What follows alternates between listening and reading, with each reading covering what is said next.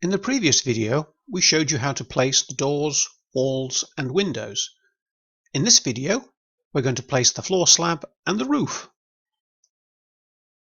We'll now place the floor slab.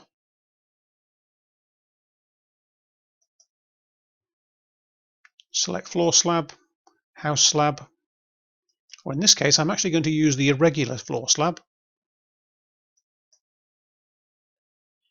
Confirm the thickness of the blinding in the concrete. Again, we can put labels on. I can confirm the thickness of the slab. Let's change that to 100 mm.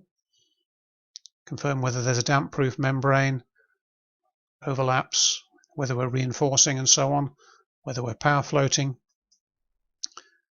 Enter the amount of plant that we want to have. I'm going to allow 8 hours for the excavator, 2 days for a plate compactor and wheelbarrow, shovel, don't need bolt croppers, 2 days for a power float and 4 collections. Press finish and then snap around the corners of the building. I'm going to assume that this slab goes all the way through. By that I mean I'm not going to slab each room individually, basically just to save time today.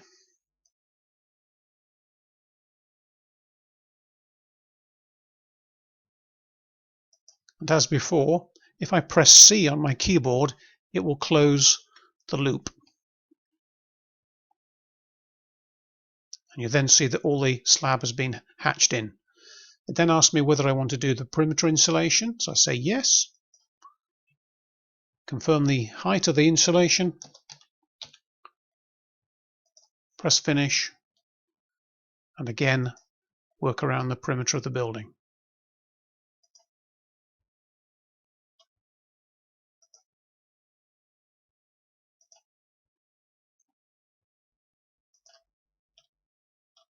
Middle click there to drag the drawing across, clicking on all the intersection points, and again I press C on my drawing to close the loop. It asks me again whether there's another batch of perimeter insulation. There isn't, so I click no. If I then look on the model, you can see that it's put the floor in.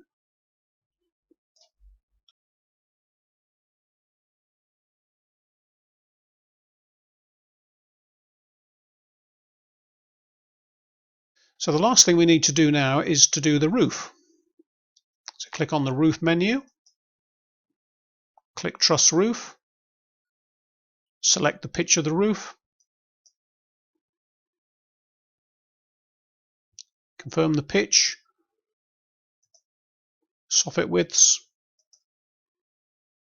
rafter centers, heights of barge boards, other variables that you can have a look at, your meter run budget costs for your trusses, the number of hours you think it will take to fit this roof. I'm going to increase that to a full week. Confirm the tiling details, and finally the noggings and plastering details. You can then choose from a variety of roof shapes: apex roof, hip roof, barn hip roofs, lean-tos.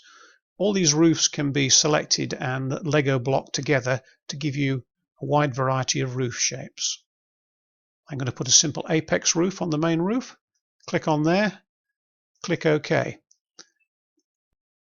We can refer to the command window, and it's asking us to indicate the wall that the roof is sat on.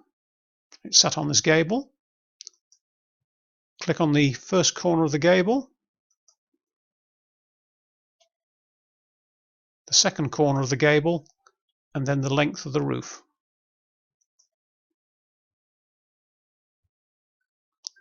You can see there that the edge of the roof has been defined and the roof has appeared on the 3D model.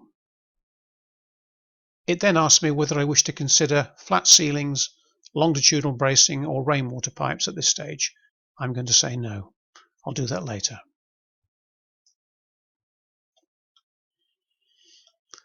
I then want to do another piece of roof. So I can either click on the roof button or I can right click and do the second piece of roof. On this occasion I'm going to accept the defaults as they're the same as the previous roof.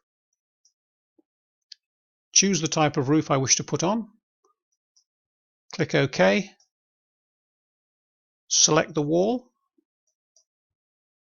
Select the first point of the gable, the second point of the gable. Again, you can see in the command window that the software is inviting me to either enter the length of the building or to press T to frame into the existing roof.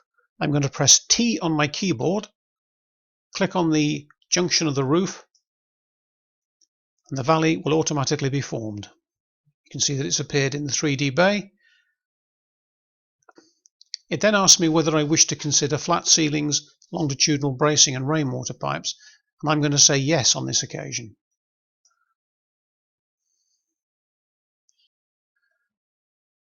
It then asks me whether I want to do the ceiling, so I'm going to say yes. I confirm whether I want insulation, the insulation usage factor, whether the ceiling is plastered, and whether it's decorated. Accept defaults and work my way around the perimeter of the ceiling. Again, I'm going to take this straight over the walls. I could do each room one at a time, but for simplicity I'm going to go around the perimeter of the building.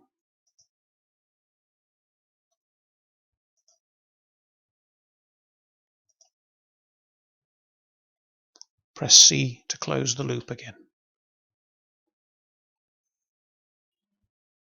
I don't want to do any other areas of ceiling, and you can see that the ceiling hatching has been placed in there. It then asks me whether I want to do bracing. I'm going to say no for the purposes of this demonstration. It then asks me about rainwater pipes. Again, I'm going to say no. It's simply a question of placing those on the drawing.